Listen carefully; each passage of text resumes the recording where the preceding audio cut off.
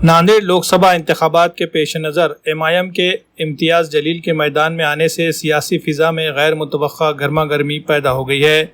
इम्तियाज़ जलील की जानिब से नांदेड़ से इंतखाब लड़ने के ऐलान ने एक नई बहस छेड़ दी है। कांग्रेस पार्टी की सोशल मीडिया सेक्रेटरी और साबिक कारपोरेटर डॉक्टर अर्शिया कौसर ने आज एक धमाका खेज प्रेस कॉन्फ्रेंस में एमआईएम के इस कदम को मुसलमानों के मफाद के खिलाफ साजिश करार दिया। डॉक्टर अर्शिया कौसर ने बेबाक अंदाज में कहा कि ये कोई इंतखाबी हिकमत अमली नहीं बल्कि बीजेपी को सीधा जितवाने का मंसूबा है। उन्होंने दावा किया कि अगर इम्तियाज़ जलील नांदेड़ से इंतखाब लड़ते हैं तो मुस्लिम वोटों में तकसीम यकीनी हो जाएगी, जिसका फ़ायदा सिर्फ और सिर्फ बीजेपी को पहुँचेगा। इनके मुताबिक यह फैसला एक सोचा समझा मंसूबा है जिसका मकसद सेकुलर वोट बैंक को कमज़ोर करना है।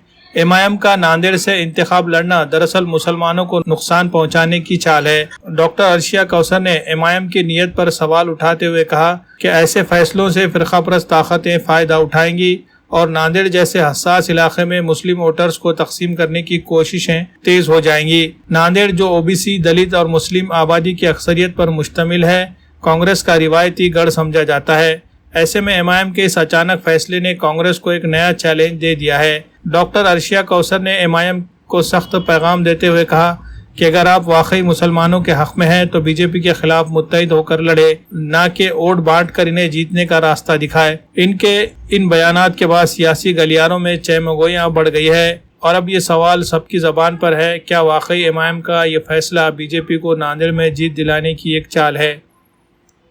अस्सलाम वालेकुम। महाराष्ट्र असेंबली इलेक्शंस होने जा रहे हैं और साथ ही Nanded Lok Sabha by election seat के भी होने जा रहे हैं और हम ये सुन रहे हैं कि एआईएमआईएम के एक्स एमपी इम्तियाज़ जलील साहब जो है नांदेड़ से ख्वाहिश कर रहे हैं खासदार के लिए।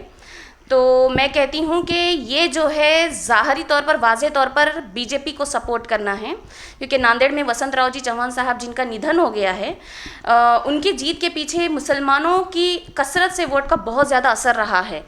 और क्या यही वजह है कि इम्तियाज़ जलील साहब नांदेड़ में आ रहे हैं? देखिए, अगर आप आते हैं तो साफ ज़ाहिर होता है कि बीजेपी चुनकर आ जाएगी, क्योंकि हमने देखा है उत्तर प्रदेश में भी वही हुआ है, राजस्थान में भी वही हुआ है, मध्य प्रदेश में भी वही हुआ है। और आप ये कोशिश ना करें। और जहां नांदेड़ समाज की बात है तो मैं कहती हूँ कि नांदेड़ की समाज जो है एमआईएम का नगर सेवक लाना नहीं चाहती। आमदार खासदार तो दूर की बात है, हाँ खाता ज़रूर खुला है, मगर 5 साल में यहाँ की समाज ने इनका खाता भी बंद कर दिया है, क्योंकि उस खाते से यहाँ की समाज को फ़ायदा ही नहीं हो रहा था। और जहाँ तक मैं बात करूँगी कि मुस्लिम समाज आपको किस तर्ज पर वोट करे, आप मुस्लिम के कायद हैं इसलिए, आप हरे झंडे लहराते हैं इसलिए, आप अल्लाहू अकबर कहते हैं क्या इसलिए आपको वोट करे? किस बुनियाद पर आपका साथ देंगे? समाज जानता है कि एआईएमआईएम पक्ष ये मफाद परस्त पार्टी है। इतिहास से ही इन्होंने खुद के फ़ायदे के लिए राजनीति की है। 1962 में बैरिस्टर साहब के वालिद साहब, उन्होंने कॉन्स्टिट्यूएंसी पाथरघट्टी से जो इलेक्शन लड़े थे, उस वक्त उन्होंने कांग्रेस की कैबिनेट मिनिस्टर, मुस्लिम कैबिनेट मिनिस्टर मासूमा बेगम को गिरा दिए थे। अगर वो आ जाती तो वो हैदराबाद से एक बुलंद मिनिस्टर रहती। ऑल इंडिया वुमेंस कॉन्फ्रेंस की प्रेसिडेंट रह चुकी वो महिला। इन्होंने 1978 में मुस्लिम कैंडिडेट कांग्रेस को गिराए। 1978 में तो कांग्रेस की सरकार थी। 1983-85 में इन्होंने टीडीपी के मुस्लिम कैंडिडेट को इन्होंने गिराए, उस वक्त टीडीपी की सरकार थी। 1989 में इन्होंने याकुतपुरा से मुस्लिम कांग्रेस कैंडिडेट अली रजा को इन्होंने गिराया। 1989 में भी कांग्रेस की सरकार थी। 1999 में इन्होंने टीडीपी के नूरुल्लाह कादरी मुस्लिम कैंडिडेट को गिराया, उस वक्त टीडीपी की सरकार थी। ये 1962 से इलेक्शंस लड़ते आए हैं। 1990 से इन्होंने दूसरे कैंडिडेट को असेंबली में उतारा है। 1984 से ये अकेले लड़े हैं, अकेले केंद्र में बैठे हैं। 2014 से इन्होंने जो है केंद्र के लिए, पार्लियामेंट के लिए जो इन्होंने कैंडिडेट उतारे हैं, ये अभी तक भी आज तक मिनिस्टर नहीं बन पाए हैं, ना असेंबली में। बैरिस्टर साहब जो हैं एमपी 5 बार रह चुके हैं, आज तक भी वो मिनिस्ट्री में नहीं हैं।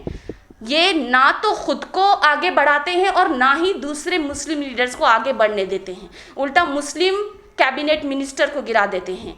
ये अगर आज यूपीए का अगर हिस्सा रहते, यूपीए से अगर जोड़ कर रहते, ये अगर सेकुलर माइंड से रहते, इंसानियत और मोहब्बत की अगर तर्ज पर रहते, तो मैं कहती हूँ कि आज बैरिस्टर साहब मौलाना अब्दुल कलाम आज़ाद की जगह रहते, डॉक्टर जाकिर हुसैन फ़खरुद्दीन अली अहमद की जगह रहते। और उनका तारीख में नाम इनके साथ लिया जाता था, मगर अफसोस कि इनका नाम तारीख में आरएसएस के साथ लिया जाएगा। अफसोस होता है हमें, क्योंकि 2012 से आदिलाबाद में जिस दहलीज से इन्होंने जहर उंगला है इनके भाई ने, आज तक भी वो जहर इस देश के हर एक नागरिक को, हमें भी ठेस पहुंचाता है। एक कहते हैं सारे देश के मुसलमानों को उसका भुगतान करना पड़ता है। नफरत का इंतशार कर दिए हैं, सारे देश में नफरत का माहौल फैलाए हैं। इनकी वजह से यूपी में जहां बीजेपी की 46 सीटें हुआ करती थी 2012 में, 2017 में 312 हुई हैं। राजस्थान में 73 से 115 हुई हैं। महाराष्ट्र में 2009 में 46 सीटें थी बीजेपी की, कितनी हुई हैं? 2014 में 122 हुई हैं। मध्य प्रदेश में 109 से 163 बीजेपी की सीटें हुई हैं। ये जहां जाते हैं वहां इनकी तो सीट 0 आती है, मगर हाँ भाजपा की जो सीटें हैं वो कसरत से बढ़ जाती हैं। इत्तेफाक कहते हो, इत्तेफाक एक बार होता है, ये जो हर बार हो रहा है, हर राज्य में हो रहा है, ये धोखा है, साजिश है। मुस्लिम समाज के उम्मीदों के साथ साजिश है, ये एक खेल है। बीजेपी का साथ ना दें। मैं कहती हूँ कि बैरिस्टर साहब और इम्तियाज़ जलील साहब महाराष्ट्र की मुस्लिम समाज के साथ खेल ना करें। आपको मतदान तो बिल्कुल भी नहीं गिरेगा, और जिनका होगा वो चंद बेरोजगार नौजवान होंगे जिनकी उम्मीदों के साथ आप खेल रहे हैं। समाज आपके साथ बिल्कुल भी खड़ा नहीं है। और इम्तियाज़ जलील साहब, आप खुद जानते हैं कि 2019 में आप लोकसभा में सिर्फ 5000 कम लीड से चुनकर आए हैं, और 2024 में आप अनकरीब 1.5 लाख वोट से गिरे हैं आप। तो नांदेड़ से आना तो बहुत दूर की बात है। आप अपनी कॉन्स्टिट्यूएंसी में मेहनत करिए। आप कहते हैं कि संविधान आपको लड़ने का अधिकार देता है, तो आप सेकुलर माइंड से लड़िए, आप हर धर्म को लेकर चलिए। मुसलमान वो नहीं जो सिर्फ मुसलमानों को मुत्तहिद करे, बल्कि मुसलमान वो है जो हर धर्म को, हर समाज को मुत्तहिद करे। हम उनके उम्मती हैं जिन्होंने हर एक धर्म को जोड़ कर रखे, जिन्होंने सेकुलर पॉलिटिक्स की, जिन्होंने सारी इंसानियत को गले से लगाया है। आज आप आधा दीन छुपाते हो, आधा दीन बताते हो, समाज के साथ खिलवाड़ करते हो, उनके उम्मीदों के साथ, उनके जज्बात के साथ। अब ये बंद करिए, क्योंकि मुस्लिम समाज आज समझदार हो गया है। और नांदेड़ में अगर आप आ रहे हैं तो ये आपकी मेहनत ज़ाये जाएगी। हाँ, मगर बीजेपी के आने के खतरात ज़रूर हो जाएंगे। और मैं यहाँ की समाज से कहती हूँ कि AIMIM का साथ ना दें। आप खुद देखिए, कैंडिडेट देखिए, पक्ष देखिए, सेकुलर पार्टी को मतदान करिए।